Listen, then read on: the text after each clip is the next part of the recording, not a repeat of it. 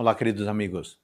Depois de uma exposição teológica sobre o significado do Evangelho e a relação da mensagem de salvação com o povo de Israel, Paulo se volta diretamente para os crentes de Roma, a fim de lhes ensinar como viver aquela mensagem em sua vida diária. No capítulo de hoje, o apóstolo faz um apelo fervoroso para que eles não se conformem com o seu estado espiritual corrompido. Exorta e orienta os irmãos a não se orgulharem de seus dons, mas sim usá-los para benefício da igreja. E os encoraja a ter um caráter parecido com o caráter do Mestre. Uma das condições humanas mais desesperadoras é o conformismo com aquilo que é mal. Situação que revela profundas implicações de caráter espiritual. Por isso, o capítulo começa com um clamor para que os irmãos não ficassem satisfeitos com a sua maneira de encarar o mundo. A transformação deveria começar pela mente. A maneira de pensarmos e percebermos as coisas no plano interno, via de regra, define o que iremos fazer externamente, como viveremos.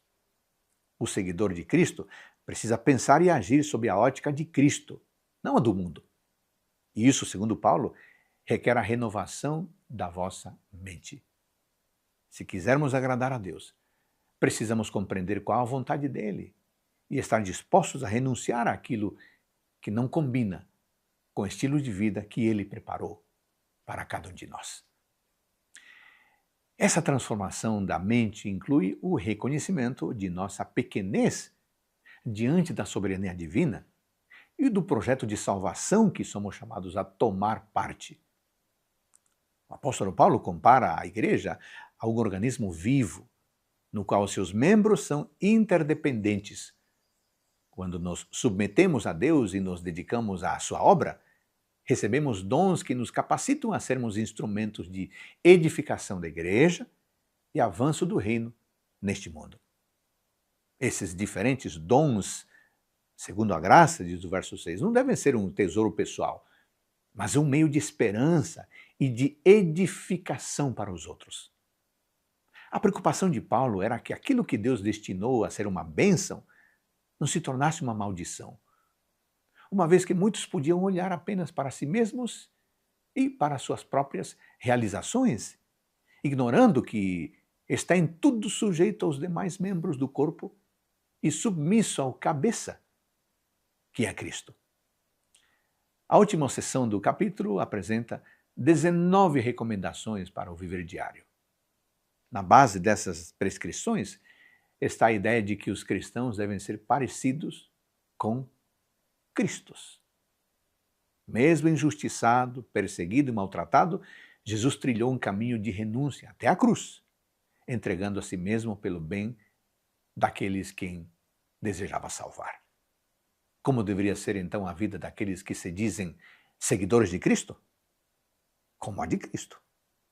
Mesmo diante de um mundo egoísta e aproveitador, eles devem escolher o exemplo de Cristo para lidar com as pressões e com os problemas. Quanta luz recebemos hoje graças a este capítulo. Tão importante quanto entender os fundamentos da nossa fé é aceitar que o Espírito Santo continua nos moldando a cada dia, transformando a nossa mente e melhorando a nossa maneira de ser e agir. Podemos tirar pelo menos 3 lições práticas por meio dessa leitura. Primeira, não devemos nos conformar com a nossa maneira de ver as coisas, mas sim crescer a cada dia, na sabedoria de Deus, buscando transformar a nossa mente para que sejamos capazes de entender qual é a vontade do Pai Celestial. Segunda lição, os dons que recebemos devem ser usados no serviço a Deus e à igreja e para a proclamação do reino de Deus, jamais para outros interesses. Em vez de olhar para nós mesmos, devemos vislumbrar a missão que recebemos. Essa é a marca da verdadeira nobreza do cristão. Finalmente, terceira lição. Devemos nos submeter totalmente a Deus, seguindo o exemplo de Cristo e levando uma vida cada vez mais coerente com a fé que professamos. Que tenhamos a mente segundo a cosmovisão de Cristo e a vida segundo a ética de Cristo. Embora não seja fácil, esse é o desafio do céu para nós.